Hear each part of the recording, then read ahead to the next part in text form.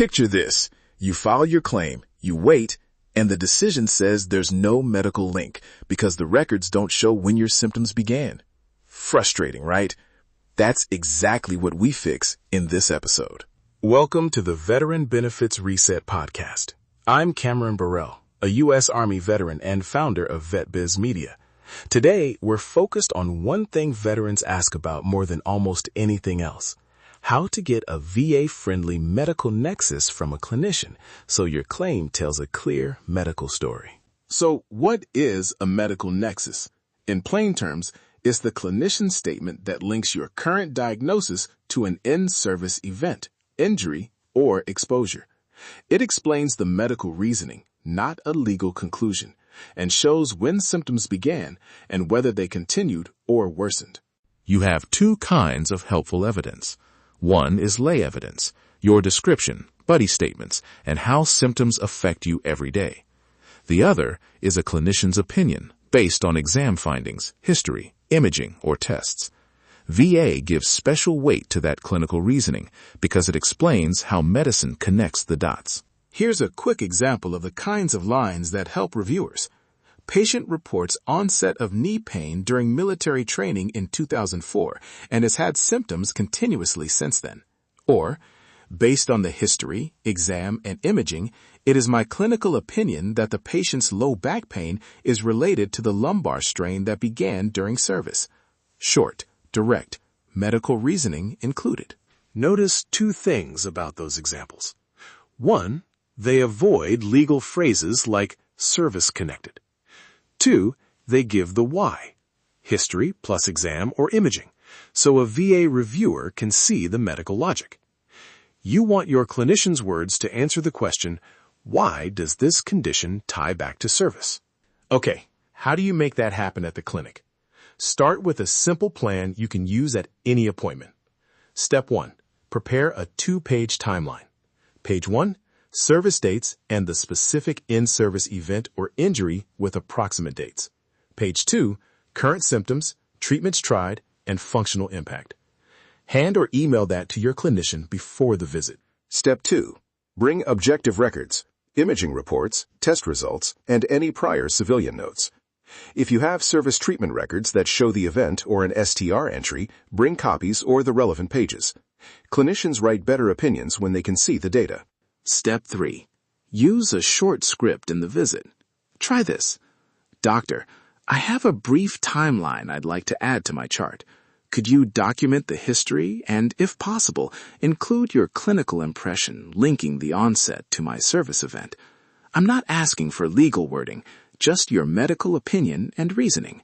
That keeps the request clinical and respectful. What if the provider hesitates? That happens. Maybe they're short on time or unsure about legal wording.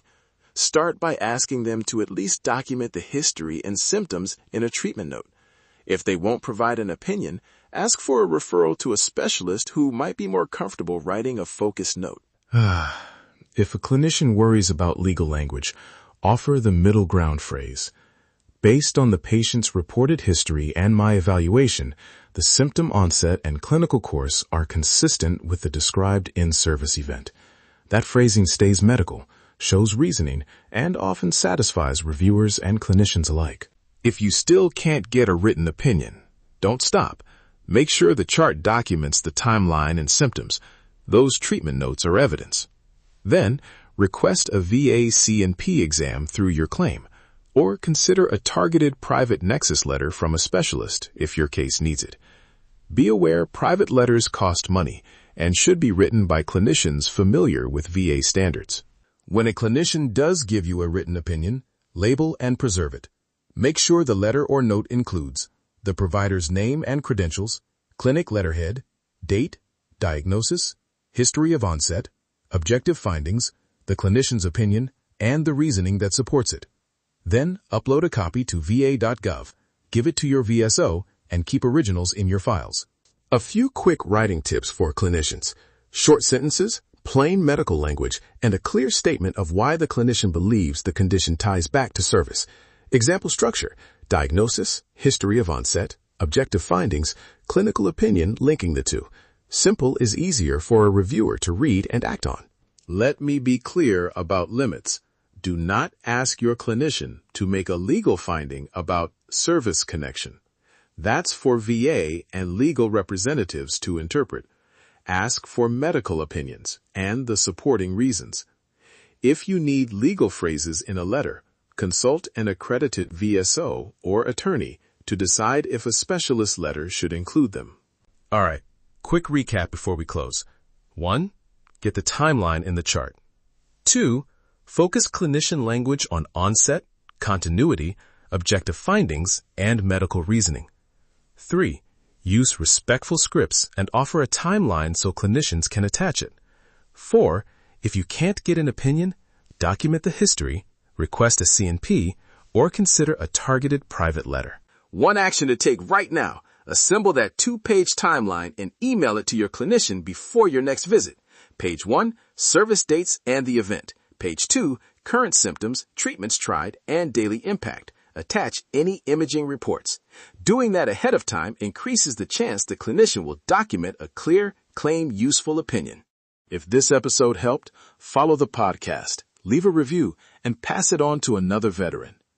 Download the free 7-step Veteran Benefits Reset Guide at vetbizmedia.com/veteran7 to start organizing your military, medical, employment, and VA records today. And remember, your service did not expire. Your story is still worth reviewing. Take the next responsible step. Thank you for listening to the Veteran Benefits Reset Podcast. I hope today's episode gave you a clearer, practical way to work with clinicians and make your records VA-friendly. Stay organized, stay informed, stay ready. Until next time, your service did not expire. Your story is still worth reviewing.